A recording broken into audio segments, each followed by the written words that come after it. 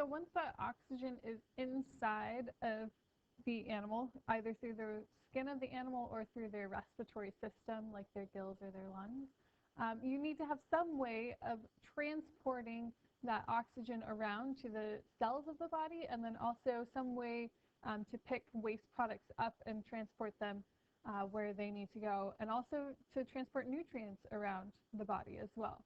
So the way that many animals do this is they have a circulatory system that has some sort of pumping organ, like the heart, and that heart will pump blood through the blood vessels, and the blood is going to be what's carrying the oxygen to the cells of the animal and picking up the carbon dioxide, and also transporting the nutrients and hormones and steroids and all sorts of stuff around the body in order to transfer everything where it needs to go. So you can have a simple circulatory system or a complex circulatory system depending on the animal. You can see a picture of a clam circulatory system here. You have two types in general of circulatory systems. You can have what's called an open or a closed circulatory system. And in a closed circulatory system, the blood will remain in the blood vessels at all times. It does not leave. Whereas in an open circulatory system, you actually have the blood that will actually leave the vessels and enter into these things that are called sinuses or cavities. And so this picture of the clam circulatory system actually has an open circulatory system.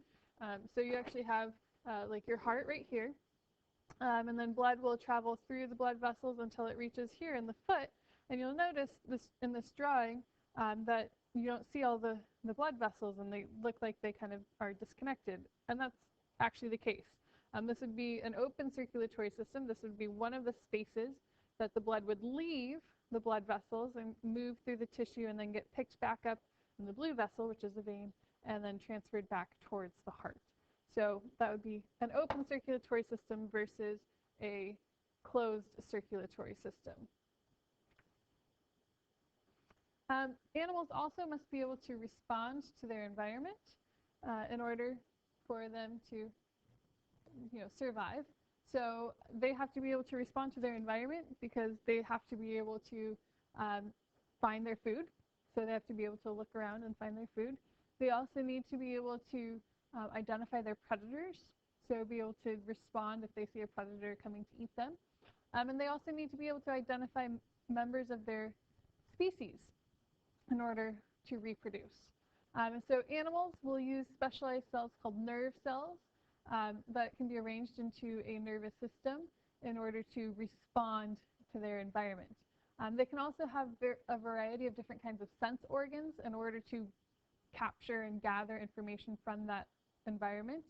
And so the sense organs will respond to things like light or sound or temperature or other stimuli in order to be able to respond. So the sense organs pick up these things in the environment, and then you have like the brain, which would be the control center of the nervous system, that would process the information from the sense organs and then regulate how the animal actually responds to that incoming information. So by being able to respond to that information, the animals are able to survive. If the animal cannot respond, then they don't survive.